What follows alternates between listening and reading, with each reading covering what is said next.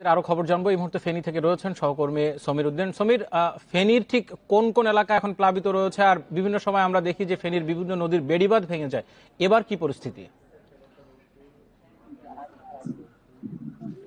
জি, এবারও ফেনীর মুহুরী, কুহু এবং সিলোনিয়া এই তিনটি নদীর 9টি স্থানে বাঁধ ভেঙে যায়। বাঁধ ভেঙে বিস্তীর্ণ এলাকা কিন্তু প্লাবিত হয়। এখানকার 13টি গ্রামে প্রায় 500 পরিবার পানির মধ্যে বন্দী ছিলেন।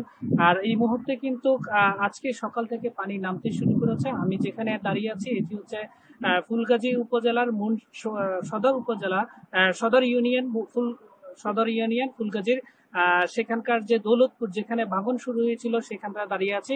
আপনি হয়তো আমার পিছনে দেখতে পাচ্ছেন যে এটি রাস্তাটি ভেঙে যাওয়ার ফলে এখানকার স্থানীয় মানুষজন সাঁকো নির্মাণ করে কিন্তু এখন তারা চলাচল করছে। তারা যে জিনিসটা অভিযোগ করছে, প্রত্যেক বছর কিন্তু এই রাস্তা দিয়ে কিন্তু বারবারই বাঁধ ভাঙে, বাঁধ ভাঙার পরে রাস্তা এবং মাছের ঘের, তাদের কৃষিজ জমি সবগুলো কিন্তু বন্যায় কবলিত হয়ে যায়।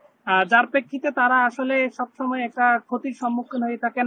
এখানকার মাছের ঘেরের কারণে তাদের লাখ লাখ টাকা কিন্তু ক্ষতির সম্মুখীন। তারা বলছেন যে তারা সবসময় সামান্য কিছু ত্রাণ পেয়ে থাকেন, তারা ত্রাণ চান না, তারা চান হচ্ছে টেকসই বাঁধ নির্মাণ। কিছুক্ষণ আগে পানি সম্পদ মন্ত্রণালয়ের সিনিয়র সচিব আনোয়ার বিন কবির তিনি এসেছিলেন, তিনি এসে বাঁধ পরিদর্শন করে গেছেন এবং তিনি এখানকার মানুষের কাছে একটা আশ্বাস দিয়েছেন যে আগামী ডিসেম্বর নাগাদ তারা কিন্তু এই বাঁধ নির্মাণের, টেকসই বাঁধ নির্মাণের তারা কাজ করবেন বলে এখানকার মানুষদেরকে আশ্বাস দিয়েছেন। তবে এখানকার মানুষ কিছু একেবারে নিতান্তই হতদরিদ্র কিছু মানুষ আছেন, তারা অভিযোগ করছেন যে একই পরিবার 4জন ব্যক্তি ত্রাণ পেলেও তারা কিন্তু ত্রাণ পাচ্ছেন না, এই ধরনের অভিযোগও কিন্তু করছেন।